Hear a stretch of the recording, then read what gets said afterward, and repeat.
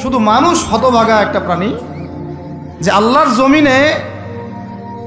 জমিনে থেকে, আল্লাহর খেয়ে, আল্লাহর পরে, আল্লাহর বাতাস থেকে শ্বাস নিয়ে, আল্লাহর দেওয়া পানি পান করে, আল্লাহ পাকের দেওয়া অর্থ, সম্পদ, রিজিক, স্ত্রী, সন্তান সব ভোগ করে আল্লাহরই জমিনে আল্লাহ বিরোধী আইন চালু করে দিয়েছে। এই মানুষই একটা হতভাগা প্রাণী। মন খারাপ করেন না, আমার কথা রাগ করেন না, এগুলো বাস্তব। আর আমার দিকে তেড়ে এসে কোনো লাভ নাই, কারণ এটা হচ্ছে অকাট্য সত্য কথা যে আমরা আল্লাহ পাকের জমিনে আল্লাহর খেলাফতের দায়িত্ব পালন করছি না। আমরা আল্লাহ পাকের জমিনে আল্লাহর নিয়ামতগুলো ভোগ করে আল্লাহ বিরোধী অপশক্তির স্বার্থ রক্ষা করছে। না হলে বাংলাদেশের মতো জায়গায় কেউ ট্রান্সজেন্ডার চালু করতে পারে? একটা 90% মুসলিমের দেশে কেউ সুদভিত্তিক ব্যাংকিং সিস্টেম চালু করতে পারে? মদের বার চালু করতে পারে? জেনার লাইসেন্স দিতে পারে? পতিতালয় লাইসেন্স প্রাপ্ত হয়? কখনো ওই যে যাত্রা পালাগান, ঢাকঢোল, ডুগি তবলা বাজতেছে, কেউ প্রতিবাদও করতে পারে না। করতে গেলে তাকে বলা হয় সে মৌলবাদী, সে সন্ত্রাসী, সে জঙ্গি, উগ্রবাদী। তো আমরা যদি আল্লাহ পাকের জমিনে আল্লাহর খেয়ে, আল্লাহর পরে, আল্লাহ পাকের সব নিয়ামত ভোগ করে এই যদি হয় আমাদের অবস্থা, তাহলে আমাকে আপনি বলেন যে আল্লাহ পাকের কি বয়ে গেছে যে আমাদের হাতে আল্লাহ পাক এই দুনিয়াতে বিজয় দিবেন? আর কোনো জাতি নাই? পুরো মহাবিশ্বে সবাই আল্লাহর হুকুম মেনে চলে। সূরা বনী ইসরাঈল পড়েন, এমন কোন সৃষ্টি নাই আল্লাহ পাকের যে আল্লাহর তাসবিহ পাঠ করে না। শুধু এই মানুষই হতভাগা একটা সৃষ্টি। আমরা, আল্লাহ মাফ করেন আমাদেরকে, নামাজও পড়ে না। কি করে না? পাঁচবার দিনে বলা হচ্ছে হাইয়া আলাস সালাহ, হাইয়া আলাল ফালাহ, সাফল্যের জন্য আসো, সালাতের জন্য আসো, কল্যাণের জন্য আসো। কানে ঢুকে না, যায় না নামাজ পড়তে। কোরআন, ওই যে বললাম, বাসায়, সবার বাসায় কোরআন আছে। এমন কোনো ব্যক্তি আছেন আপনারা যে আপনাদের বাসায় কোরআন নাই? প্রত্যেকের বাসায় আছে। এমনকি আপনার ফোনের মধ্যে ওই অ্যাপসে আছে, খুলে দেখার সময় নাই। সময় কোথায়? মানে এত ব্যস্ত, সকাল থেকে রাত পর্যন্ত এতই ব্যস্ত মানুষ হতভাগা যে কোরআন খুলে দেখার সময় নাই। আবার বলে, এসব কথা বললে আবার বলবে যে আমরা কি ইসলাম কম বুঝি?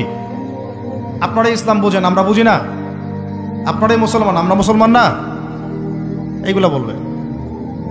উমর রাদিয়াল্লাহু আনহু ঠিকই বলেছিলেন আজকে থেকে এই 1400 বছর আগে, যে ইসলাম ধ্বংস হবে যখন দেখবা তিনটা বিষয় সমাজে চলছে।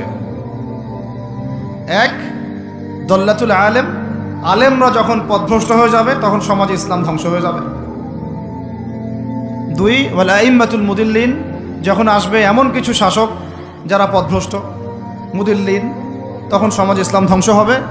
আর ওয়াল মুনাফিকিন ফি জিদারি কিতাবিল্লাহ, যে মুনাফিকরা যখন আল্লাহর কিতাব নিয়ে বাকবিতনটা করবে, মুনাফিকরাই বাকবিতনটা করবে যে আমরাই বেশি বুঝি ইসলাম, তোমরা বুঝো না। আর বাংলাদেশে এই টকশোয়ের সংস্কৃতি চালু না হলে আমরা এটা বুঝতে পারতাম না যে আসলে এই হাদিসটা সত্য। মাথার উপর দিয়ে যায় কথা কিছু না, পরে লেকচার রিপিট শুনে নিন। মূল জায়গায় আসি। কোরআন ঘরে আসে, আমরা তেলাওয়াত করি না। নামাজের আজান কানে আসে, নামাজে যাই না। শেষ রাত্রে আল্লাহ পাক প্রথম আসমানে নেমে আসেন। কিভাবে নেমে আসেন আমরা জানি না, ওইটার কাইফিয়াত ব্যাখ্যা করার আমাদের দরকারও নাই। আল্লাহ পাক বলেছেন, বাস ঈমান রাখি। এবং আল্লাহ পাক আহ্বান করতে থাকেন, কে আছো আমার কাছে কিছু চাইবা আমি তোমাকে দিব, সুবহানাল্লাহ। কে আছো আমাকে ডাকবা আমি তোমার ডাকে সাড়া দিব। কে আছো আমার কাছে ক্ষমা চাইবা আমি ক্ষমা করে দিব। এইভাবে ফজর পর্যন্ত আল্লাহ পাক আহ্বান করতে থাকেন। আমরা ওই সময় ফেসবুক চালাই, রিল্যাক্সে ঘুম দিই। তাহলে নামাজের আজান কানে যায়, নামাজ পড়ি না, কোরআন বাসায় আছে, তেলাওয়াত করি না, খুলেও দেখি না, 40 কুলখানি বাদ দিয়ে। আর শেষ রাত্রে আল্লাহ পাক আহ্বান করতে থাকেন, আমি উঠে ওযু করে 2টা রাকাত নামাজ পড়ে একটু দোয়া করব, সেটা পারি না। এই আমি আবার যখন দিনের বেলায় এলেম শিখতে যাই, এমন জায়গায় এলেম শিখতে যাই যেখানে নারী পুরুষ একাকার অবস্থা, ফ্রি মিক্সিং।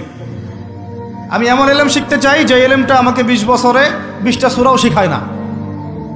20টা হাদিস আপনার মুখস্থ নাই, আমি চ্যালেঞ্জ করতেছি আপনাকে।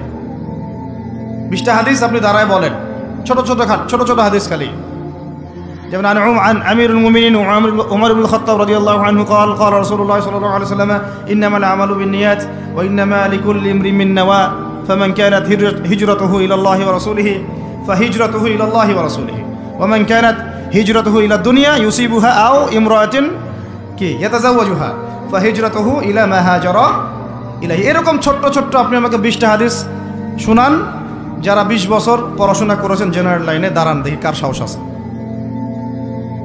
এই হচ্ছে আপনাদের শিক্ষার অবস্থা। তারপরে আপনি আবার যখন চাকরি ক্ষেত্রে যান, ঘুষ ছাড়া আপনার চাকরি হচ্ছে না।